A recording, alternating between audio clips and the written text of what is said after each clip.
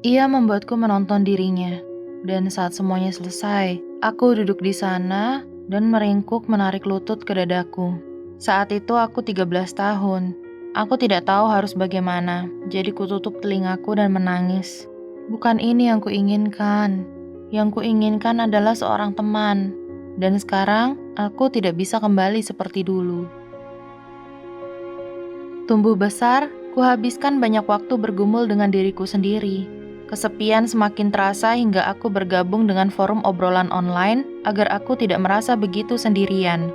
Kutulis dengan jujur tentang usiaku dan memasukkan nama pengguna bahwa aku 13 tahun. Dalam beberapa menit, ku terima ratusan pesan dari pria-pria tak dikenal. Aku bicara dengan beberapa dari mereka dan menyadari bahwa mereka semua menginginkan satu hal saja, dan itu adalah bertukar foto-foto atau obrolan orang dewasa. Itu membuatku tak nyaman, tapi aku merasa bahwa aku harus mencoba bergaul seperti itu agar aku bisa merasakan suatu koneksi dengan seseorang. Tapi kemudian, seorang pria mendekatiku dan ia berbeda. Ia tidak seperti orang lain di situs itu, atau begitulah pikirku awalnya. Kami mengobrol lama dan mengenal satu sama lain. Ia menanyakan banyak pertanyaan sepele seperti, apa warna kesukaanmu? Dan musik apa yang kamu sukai? Orang ini menyediakan waktu untuk mengenalku, dan ia juga cukup menarik untuk diajak mengobrol. Saat ia memberitahuku bahwa ia berusia 39 tahun, aku tidak begitu peduli. Untuk pertama kalinya dalam hidupku, aku merasa akhirnya aku menemukan seorang teman. Aku tidak akan merasa kesepian lagi. Setelah 2 bulan bertukar pesan dengannya setiap hari dan mengenal satu sama lain, ia bertanya apakah kami bisa melakukan panggilan video di Skype. Kujawab iya. Kami mulai menanyakan hal-hal klise lagi, dan kemudian ia memintaku berdiri agar bisa melihat diriku lebih jelas. Dan kulakukan. Ia ingin aku berputar dan aku juga melakukannya. Aku duduk kembali dan menanyakan beberapa pertanyaan personal. Ia memberitahuku bahwa ia memiliki 2 orang putri. Satu berusia 8 tahun dan satu lagi 12 tahun. Jadi kutanyakan padanya, apakah kamu menikah? Ia jawab tidak, bahwa mereka bercerai beberapa tahun lalu. Saat ia memberitahuku tentang anaknya, aku terkejut dan tidak tahu harus merasa apa di situasi itu. Walaupun menurutku aneh, ku hempas pikiran itu dan terus berbicara dengannya. Ia satu-satunya orang yang bisa kuajak bicara. Ku beritahu ia semuanya. Kuceritakan tentang keluargaku, ayah yang pergi dari rumah, ibu yang tidak pernah ada di rumah, dan bahwa aku benar-benar sendirian. Ia dengan segera menjadi batu sandaran yang bisa kuandalkan, dan obrolan kami menjadi alasan bagiku untuk terus hidup. Saat itu, aku benar-benar merasa dalam kegelapan, tapi aku merasa bisa terus berjalan selama aku bisa bicara dengannya. Bulan berlalu, dan kami semakin dekat. Ia perlahan mulai mengatakan hal-hal yang kurang pantas dan memintaku melakukan beberapa hal. Itu semua sampai di mana kami saling mengirimkan foto dan berpose. Aku tidak nyaman melakukan semua ini dan selalu menyembunyikan HP-ku dari mama. Tapi aku tetap mengirimkan foto-foto itu karena ia perhatian dan memberikan dukungan yang kuperlu. Ia ada di sana saat aku ingin membicarakan banyak hal, jadi aku juga ingin memenuhi keinginannya.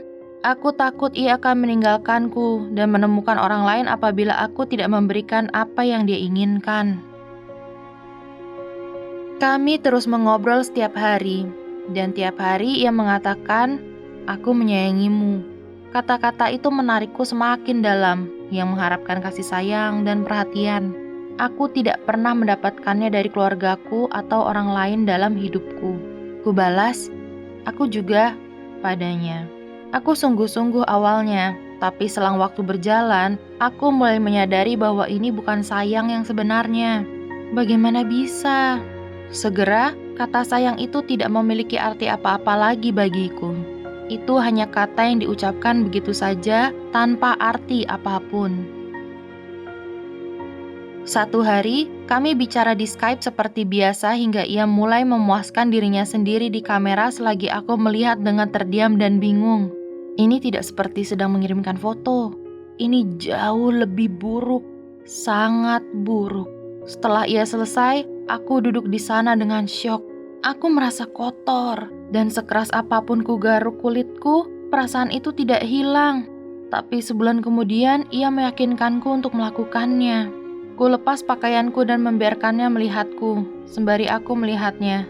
Saat itu semua selesai dan kami mengakhiri panggilan, aku duduk dan mendekap kakiku ke dada. Suara di otakku berteriak padaku, "Ia hanya memanfaatkanmu. Ia tidak menyayangimu.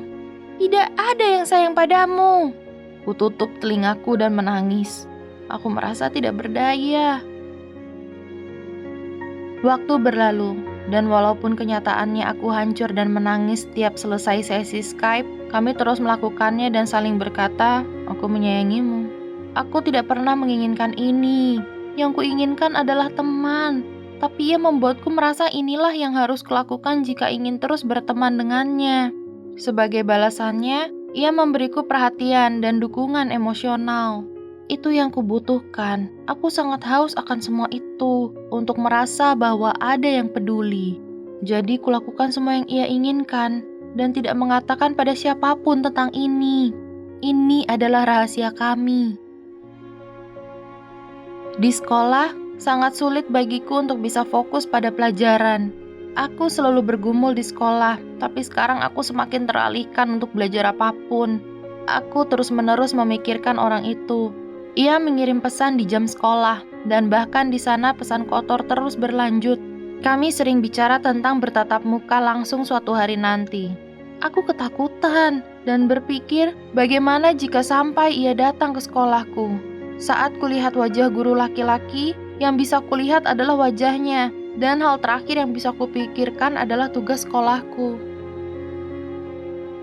Aku beranjak 15 tahun, jadi kuputuskan untuk mencarinya di Facebook. Profilnya bergambar dirinya dengan 2 orang putrinya dan sosok wanita yang tak dikenal di sampingnya. Kukira itu bisa saja tante anak-anaknya atau teman, tapi kuputuskan mencari lebih lanjut. Dan akhirnya, aku melihat foto pernikahan di akun orang lain. Wanita itu adalah istrinya. Aku begitu hancur. Meskipun aku tahu kenyataannya, aku tidak bisa berhenti bicara dengannya. Kapanpun kami melakukan sesi Skype, aku dipenuhi rasa bersalah dan malu. Aku terus meringkuk, menangis, lagi dan lagi. Aku berpikir untuk menghilang setiap hari. Aku merasa seperti terperangkap di lingkaran tanpa ujung dan hanya membuatku semakin membenci diriku sendiri.